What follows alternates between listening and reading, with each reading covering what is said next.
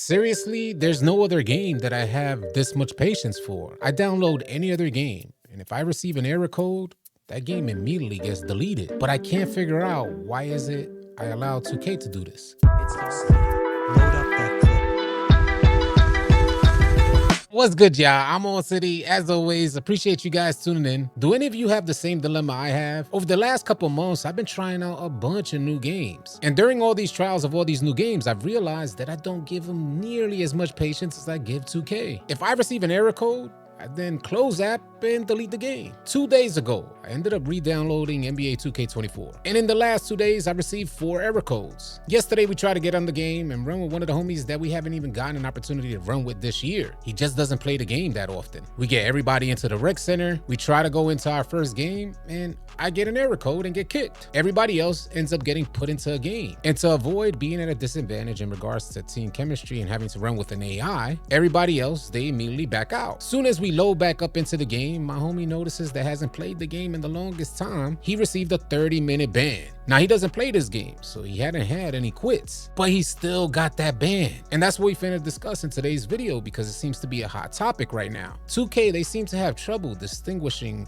an error code from somebody actually quitting the game. Throughout the years, it's happened so many times where players receive that error code and then they load back up thinking it's nothing, go back into the rec center and see that ban notification. Now, in regards to the homies that I was running with, they all did immediately quit out the game after they saw I received an error code. But nobody else got banned except one player. So why did 2K selectively ban him? What I'm trying to deliver here is that the whole quitting and banning system is completely broken. And now I want to keep it a buck with you guys because I enjoy the fact that we're able to play more games this year than we have in previous years. Because in previous years, the second that we would get a 10-point lead, these folks start quitting out. So I definitely don't want to go back to that. Matter of fact, how do you guys feel? Would you like to go back to something like that? That situation that happened when me and the homies were trying to get up, that's a real life situation. And my teammates, they were naturally inclined to immediately quit out that game knowing we were going to be at a disadvantage solely because I received an error code from 2K. 2K, they banned one of my teammates, so how am I supposed to translate that? What is 2K really trying to tell me? I'm supposed to be forced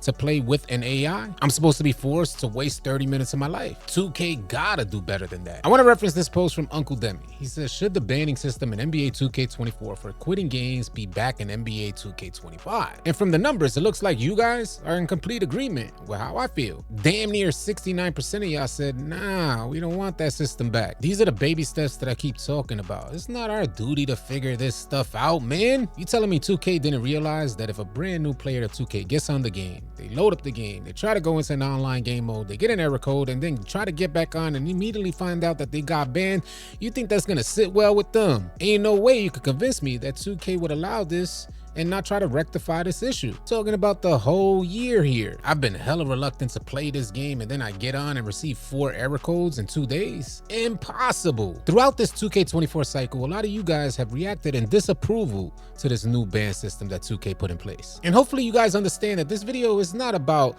simply complaining about what 2K puts in place, but mainly trying to find a solution for it. And quite a few people in the 2K community, they shared their feedback in hopes of gaining some sort of solution for the ban system and that'll be put in place for 2K25. And here's one solution that the good homie AllCity Big Heck left under Uncle Demi's initial post. He says maybe throw a mercy rule in there and see if it improves the experience. And he offers some more details. He says on this topic, one of the problems is both the winners and the losers hate blowouts. Absolute facts. It's not just the losers. Losers are more likely to quit, but it ruins the experience for absolutely everyone. So a mercy rule would probably work better for everyone. Too many flaky bans for disconnects. Way too much room from error that keeps you off the game. 2K wants people to be on the game, right? Mercy rule is a win-win. I would really love to see a mercy rule incorporated into 2K. Throughout the year, I've mentioned that a lot of these W's that we get, we've been hovering around an 80 to 90 win percentage all year. A lot of these W's feel like L's. The challenge isn't who we're playing against in the rec center. The challenge is mainly against 2K. Nobody wants to consistently lose by 50 points, and we don't even want to be out here winning consistently consistently by 50 points. And after playing online over the last 2 days, oh my god, it's like the players, they just got worse, so every game is a blowout. When considering a mercy rule, we all have to think of a good solid number. How much of a lead do you think one team should have over another before the mercy rule will come into effect? In my opinion, I feel like a good 25-point lead will prove to be sufficient. You guys share your number in the comment section below. I'd definitely love to hear your feedback on that. But for 2K to get this right, they have to make sure that they reward the winning team. They don't necessarily have to penalize the forfeiting team, but I feel like the winning team, they'd have to receive everything they would normally receive as if they played the game all the way through. Even if we spanking a team by 25 points within the first 3 minutes of the first quarter, if they choose to forfeit out the game, or if us, the winning team, extend mercy and they accept, we should receive the full benefits of that W. Let me know if you guys agree with that. I have a feeling that some people ain't necessarily gonna like that. I'll share a couple more responses from some more players within the 2K community. This response from PowerDF says, this is one of those situations where ignoring the majority is wise.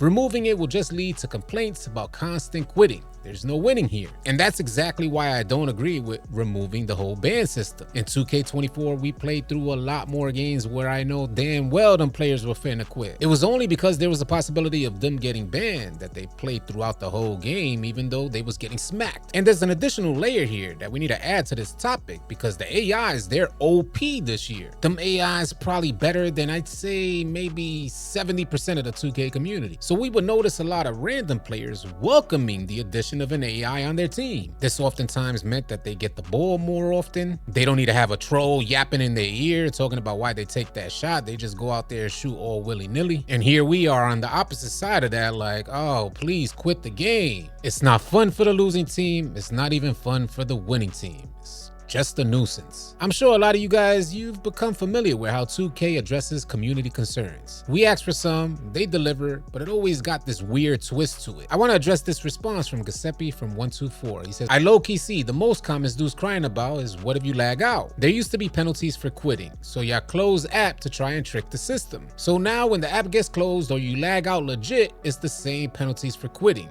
Y'all did this to yourselves. And I high-key don't agree with that, because I feel like that's 2K's responsibility to figure out and distinguish who closes app versus some other situation that is out of our control, like maybe losing power. Maybe your ISP is going through an update. Maybe your kid pulled out the Ethernet cord. And out of curiosity, if any of you guys watching, share how it's happened to you before. I would love to hear stories about how you got banned because this happened in your house and it was completely out of your control. We can't be out here being players, gamers, buying the game, and we got to be the devs too. Nah, bro. It's 2K's responsibility to sell these games and keep us on the game. That's what they want, right? So you would think that if they incorporated a ban system, it would work to like its full potential. There wouldn't be endless mishaps and loopholes that just ban people who didn't even do anything wrong, because that in turn means that 2K runs the risk of losing money. And we all know that's the last thing that'll happen with 2K. They don't like losing money. So why did they allow this broken system to last the entirety of 2K24? Maybe their hands were tied. Maybe they were just too busy developing 2K25.